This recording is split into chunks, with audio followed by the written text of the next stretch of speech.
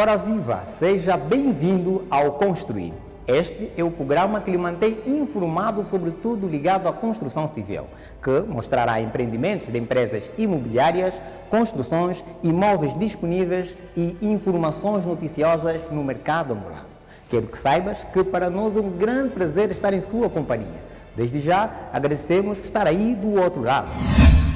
Na hora de planejar a construção, é muito comum ter dúvidas sobre o que é necessário para construir. Afinal, são muitos detalhes que precisam ser lembrados.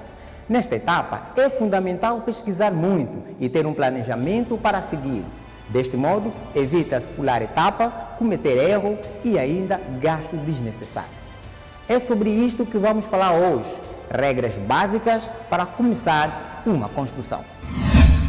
Para ajudar-nos a conhecer e compreender essas regras, nós convidamos o engenheiro Silveiro Sardinha Lisboa, ele que é também mestre em economia, não é? Ordenamento do território e desenvolvimento regional. Muito bem. Engenheiro, é muito comum te chamarem pelo segundo nome e não pelo primeiro. Sim, talvez seja por ser um nome característico, não é? Sardinha. Sardinha, em nome de um peixe. Logo, há essa tendência de as pessoas fixarem mais ainda este nome do que o primeiro. Eu acho que vou optar por Sardinha. Ok, não há nenhum problema. Trata-se da mesma pessoa. Muito bem. Engenheiro, quando se pensa em construir, a primeira coisa que nos vem em mente é compra de terreno. É a primeira etapa do processo de construção?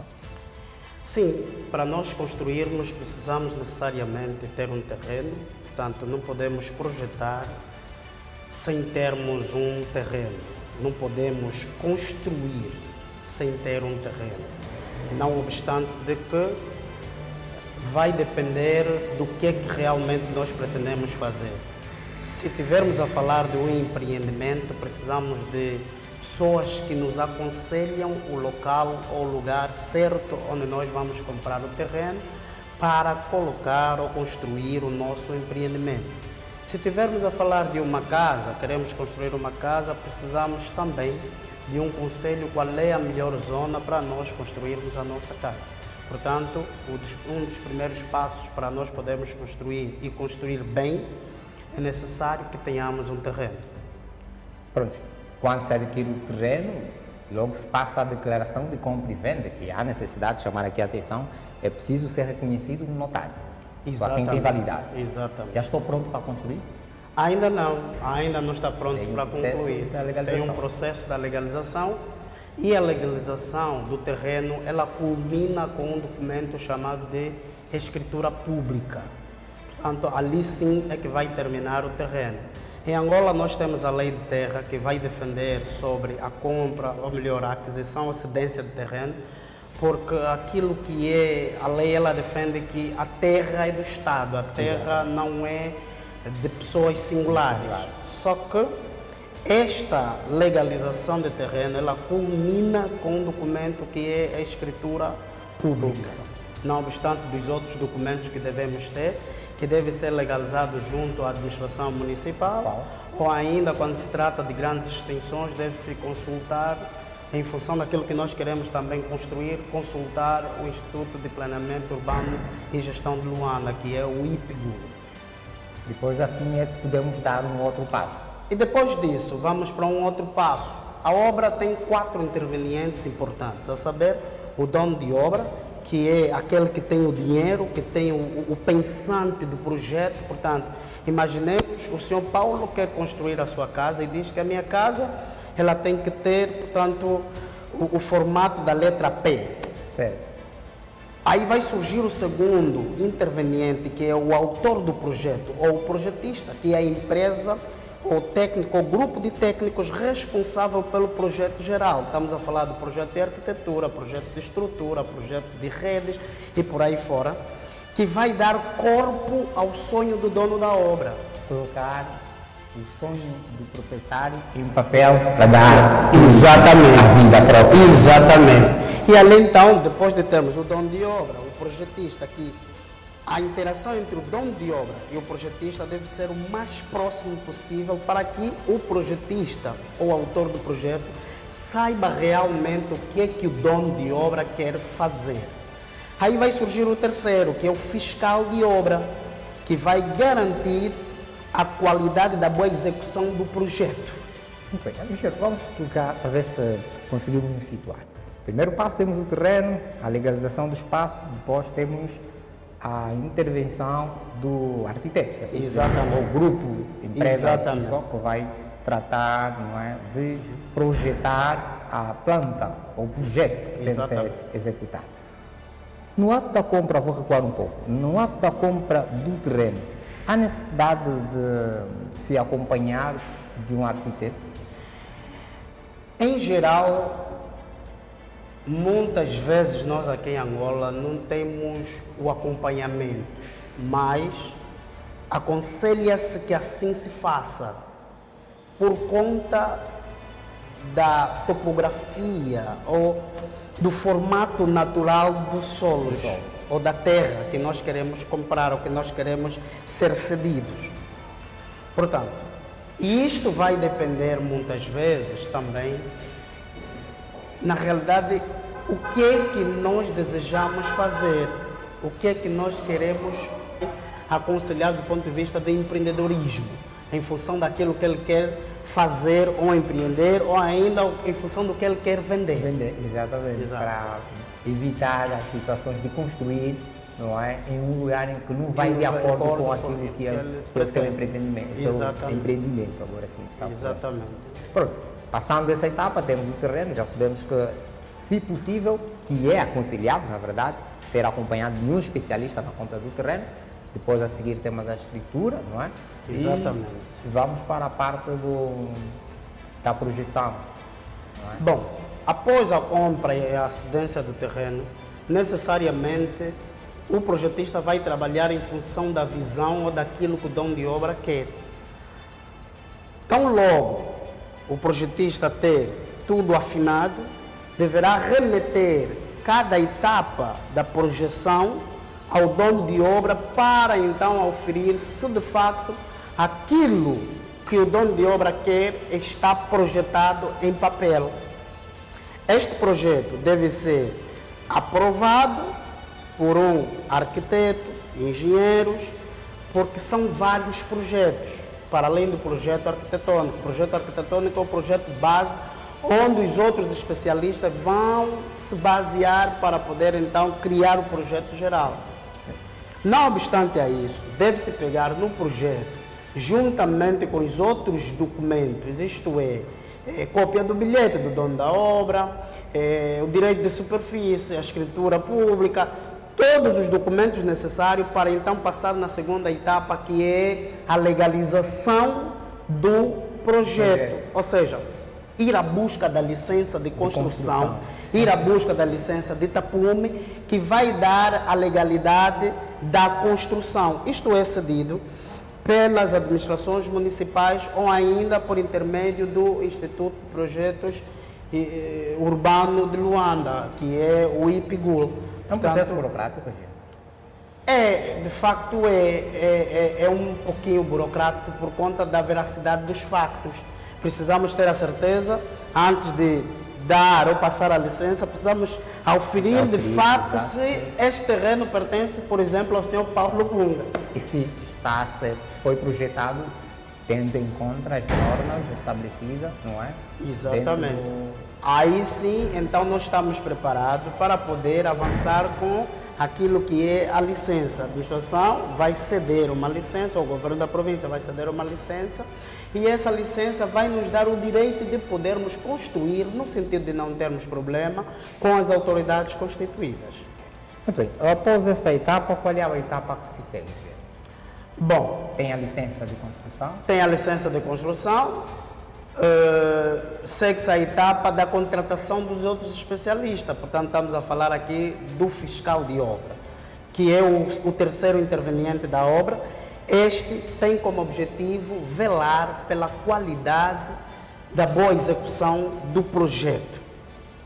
E vai surgir o quarto interveniente, que é o empreiteiro, que é aquele que vai construir. O empreiteiro é a empresa responsável que trata da construção, que tira do papel para a realidade.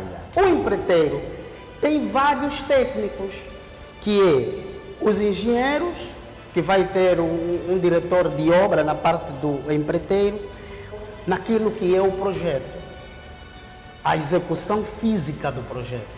E nesta fase, que é a contratação destes profissionais, requer também uma certa calma por parte do proprietário do projeto. Não é? Com certeza. Há que se fazer uma pesquisa de mercado de modo a encontrar profissionais competentes. Eu já ouvi relatos de empreitadas que foram contratadas e que deixaram a mão do lençoso o proprietário da obra. O que é que aconselha nessa fase para quem pretende construir? Bom, na fase da seleção dos técnicos, é necessário que se tenha várias propostas por cima da mesa. Aconselha-se que pelo menos tenhamos 3 propostas por cima da mesa. Isto é, por cima da mesa do dono da obra, juntamente com o projetista. E nessa parte do orçamento, vamos falar também da compra dos materiais, né? Sim. É quantificação do mapa de quantidade, no caso, que depois da quantificação no mesmo documento ela vem o preço unitário de cada material. Isto vai constituir aquilo que nós chamamos de orçamento. E os orçamentos podem ser apresentados de 2 formas. Podem ser apresentados simplesmente ao cobrarmos só a mão de obra, né? O dono de obra decide que eu quero comprar só os materiais. Eu vou comprar os materiais e tu me cobras apenas a mão de obra. Eu compro todos os meus materiais enquanto dono de obra e o empreiteiro vai apenas cobrar a mão de obra. Okay. Esse tipo de orçamento não são muito aconselháveis, porque muitas vezes o dono de obra pode comprar um material não muito credível. Do ponto de vista da qualidade do material. Exatamente. E aí a gente vai ter problemas, ok? Nessa fase da contratação de prestadores de serviço, é uma fase em que também se requer um pouco de calma e paciência por parte do proprietário do projeto, não é? Sim, Sr. Paulo, há toda a necessidade de se ter calma na escolha do empreiteiro. A princípio, o dono da obra deve necessariamente, junto com o autor do projeto, remeter um concurso público ou privado e depois selecionar 3 e dos 3 escolher um. Este deverá, portanto, apresentar uma proposta que vai de encontro com aquilo que nós, enquanto dono de obra, necessitamos. Certo. E não obstante a isso, o mesmo deve apresentar experiência em obras similares para não deixar a desejar nos próximos passos, que é a execução física do projeto. Que sinais é que podemos levar em consideração naquilo que é a contratação de um profissional que disseste que dá sinais de credibilidade? Apresentação apenas de obras que já fez? Bom, esse é um dos critérios para nós avaliarmos e aprovarmos ou reprovarmos o empreiteiro, não é? O empreiteiro ou os empreiteiros, os possíveis candidatos para poder erguer uma determinada obra ou edifício, deverá apresentar o seu currículo e saber se ele tem experiência nessa área. Após isso, é necessário que nós vamos verificar se os preços dele não estão tão altos ou tão baixos, porque isso também dá-nos algum sinal. Quando o preço é muito alto, alguma coisa não está muito certa. Quando é muito baixo, também alguma coisa não está muito certa. Portanto, se eu tenho 3 propostas por cima da mesa, as 3 propostas devem estar mais ou menos equilibradas. Se eu estou a cobrar 10 mil kwanza, um metro quadrado de construção, o outro deve me cobrar por aí 9.500 kwanza, um metro quadrado de construção. o outro pode vir cobrar mais ou menos 10.500 metros quadrados de construção. Não podem fugir muito um do outro. Quando um aparece a pedir 30 mil kwanza ou metros quadrados de construção, então esse é um dos sinais que nós temos que desconfiar na contratação deste empreiteiro. Essa taxa, se assim podemos considerar, é padronizada? Não, nós em Angola não temos uma tabela padronizada dos metros quadrados de construção. Por conta das inflações que tem havido no nosso país, infelizmente, mas na verdade, um ajuste em função do câmbio diário que o nosso país apresenta. É cobrado em dólar ou em kwanza? Vai depender do tipo da obra. Vai depender do tipo da obra. Se tivermos na presença de uma obra de grande complexidade, muitos empreiteiros apresentam sim o seu orçamento em dólar. Por quê? Bom, isto porque a inflação poderá causar muitos problemas naquilo que é a aquisição dos materiais. Então, há muitos empreiteiros que cobram em dólar. Portanto, que depois isso também é convertido em kwanza para levar a perceber a população ou ao dono de obra o que é que a gente está a cobrar. Não obstante de que o dono de obra sabe o que é dólar, sabe o que é kwanza. Mas é necessário, quando se trata, por exemplo, de obras públicas, é necessário muitas vezes que se saiba o que é que estamos a cobrar. Está em dólar, mas isso em kwanza o que é? Transforma-se em kwanza para podermos perceber quanto é que está a se cobrar em kwanza, quando se trata de obras públicas. Depois desta etapa, a etapa a seguir é o orçamento?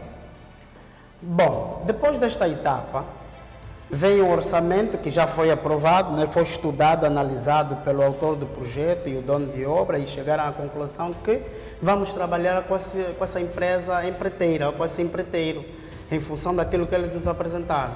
Está apresentado, está feito, é aprovado, já se criou a licença, já se tratou a licença de tapume, a licença de construção, aí sim nós vamos então começar a nossa obra, faz-se o lançamento da pedra e começa-se a obra junto do fiscal que vai fiscalizar, garantir a boa execução do projeto junto ao empreiteiro.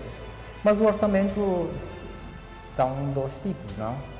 Sim, existem dois tipos de orçamento. Na verdade, aqui nós estamos a falar do orçamento por estimativa, não é? Em que o empreiteiro chega, olha em função da experiência e diz que eu vou construir essa casa e vai ficar a X milhões de kwanza. Pronto.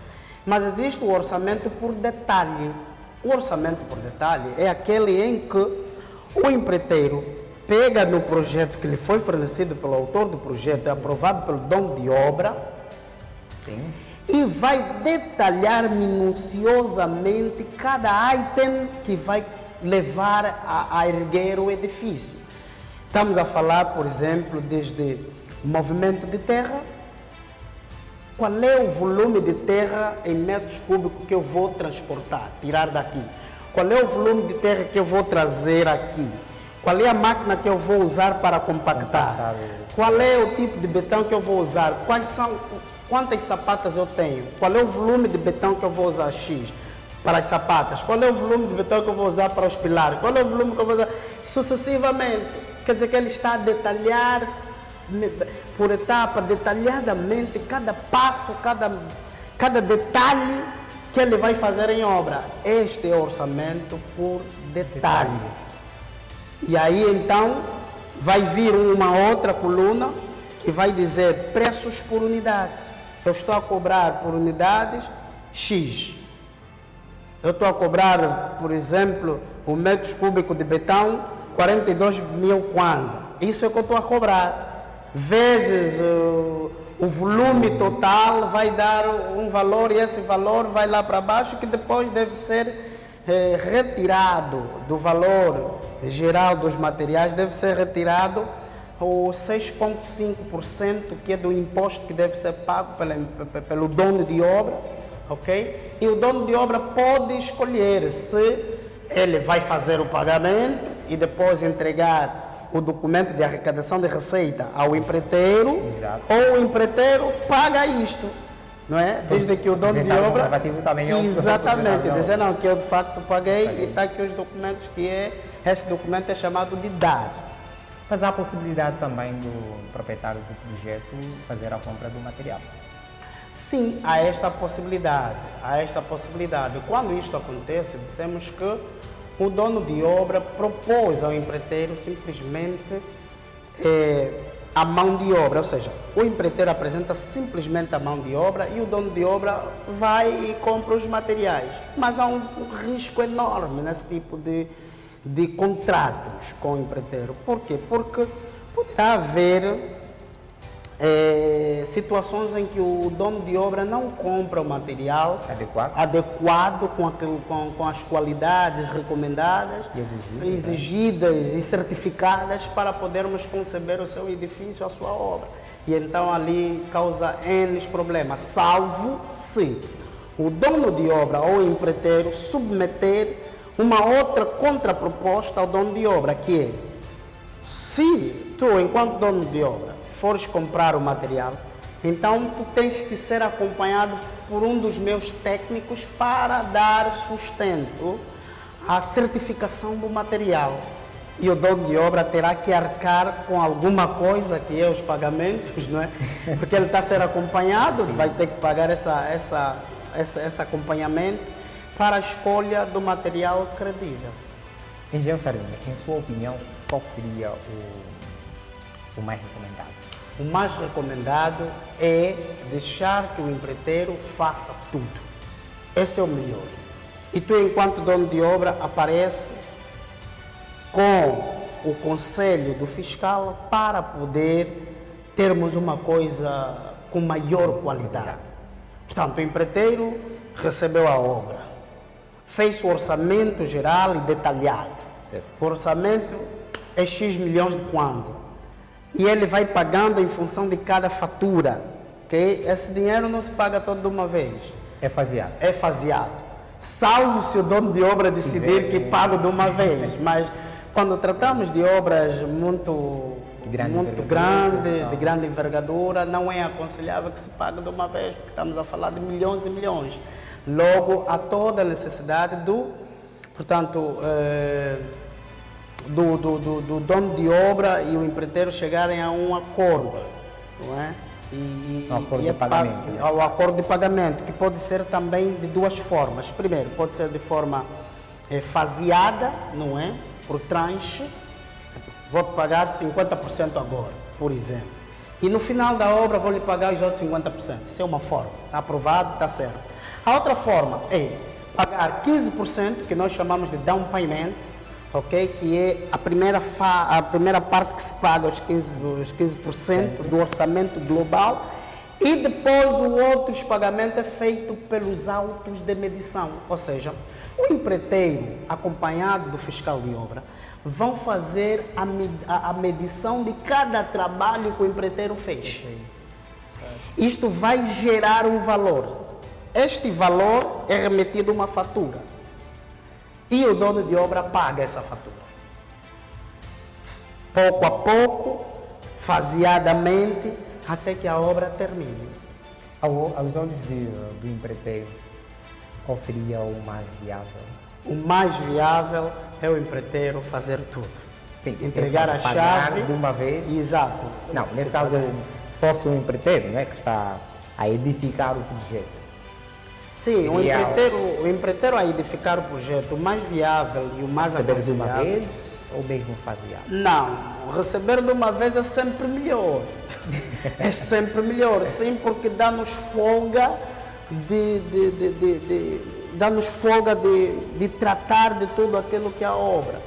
Mas quando nós estamos a falar de obras de grande envergadura, nunca é possível fazer isso. Ainda que o empreiteiro queira, do ponto de vista da lei não é aceitável, do ponto de vista dos regulamentos de construção não é aceitável, porque não é viável, Independentemente do empreiteiro se apresentar ou não, qualidade, capacidade financeira, tudo isso, garantia financeira, ainda que tenha tudo isto, não se aconselha pagar todo o valor de uma vez. Claro que para o empreiteiro é sempre saudável. Ele vai ter o dinheiro todo em mão. mas não é aconselhável e nem é de lei, não é certo. Após essa fase que é do orçamento, qual é a etapa a seguir? Bom, após o orçamento, apresentado o orçamento, foi aprovado, começa-se a obra. É chamado dono de obra, faz o lançamento da pedra e começa logo a trabalhar. E o prazo de construção? Não, os prazos de construção dependem de cada obra. Cada obra é uma obra, não é? Vai depender dos empecilhos que nós vamos tendo ao longo das obras. Cada obra é uma obra. Construir, por exemplo, no Quilamba não é a mesma coisa que construir na Marginal de Luanda ou na ilha de Luanda. Os constrangimentos é que nos levam a definir o prazo de execução da obra.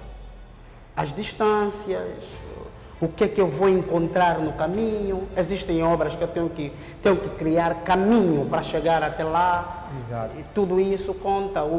As cablagens que eu vou encontrar, digo, numa linguagem mais simples, as redes técnicas, eu posso encontrar, a fazer uma determinada escavação, para a minha fundação, posso encontrar cabos da Unitel, cabos da EPAL, cabos da ENDE, e isso leva tempo até identificar a quem pertence esses cabos, para depois desviar o curso normal desses cabos, que também leva algum tempo, e isto é que vai definir o tempo de execução da obra.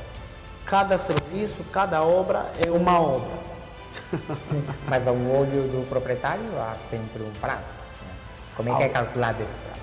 A olho do proprietário há sempre prazo, mas o dono de obra, que é o proprietário, em função do tipo de obra que ele não define o tempo de execução. Quem define o tempo de execução do projeto é o autor do projeto com o empreiteiro. O autor do projeto define, bom, este edifício de 28 andares vai fazer 3 anos de execução. Isso é um exemplo. 3 anos de execução, pronto. Mas o empreiteiro, dentro daquilo que são as tecnologias construtivas que ele vai se deparar com ele, os imprevistos que ele vai se deparar na obra, vai lhe dar a possibilidade de discutir, arrastar, abrir mais o tempo. Exato. Ou não. Dizer, não, esses 3 anos não é suficiente. Eu preciso, no mínimo, 4 anos para fechar isso, porque o processo construtivo é tão complexo, em função da zona que nós estamos a construir, não é possível te dar essa obra em 3 anos. Portanto, o dono de obra, naquilo que é o tempo de execução da obra, o dono de obra está mais para cumprir com os conselhos do autor do projeto e o fiscal, que são os olhos dele em obra. Engenheiro, tema como este é quase difícil terminar num só dia, não é? Portanto, somos mesmo obrigados a colocar um ponto final. Ponto final não, um ponto de continuação, porque acreditamos nós que haverá ainda oportunidade de voltarmos a falar a respeito. Ok. Nós é que agradecemos por isso. Estamos aqui para dar o nosso saber, não é, para ajudarmos o nosso país a crescer e desenvolver. Mas apesar de estarmos acima do tempo, eu particularmente vou pedir ao engenheiro que deixe alguma recomendação para quem pretende construir ou esteja já a construir. Que recomendações é que o engenheiro Sardinha deixa? Bom, Sr. Paulo Bonga, eu aconselharia a toda a gente, a todo dono de obra, aqueles que querem construir e aqueles que já estão a construir. Primeiro, para aqueles que querem construir, o primeiro passo é a aquisição do terreno. Esse é o primeiro passo. Ter a certeza que o terreno que lhe está a ser cedido está legal. Primeiro passo. O segundo passo, tratar toda a documentação junto às autoridades constituídas do governo para legalizar o espaço em seu nome. Terceiro, consultar a um projetista ou autor do projeto que lhe vai ajudar a transformar os seus sonhos numa realidade no papel. Em quarto, chamar ou junto com o projetista, chamar ou selecionar o empreiteiro ou as pessoas que vão construir.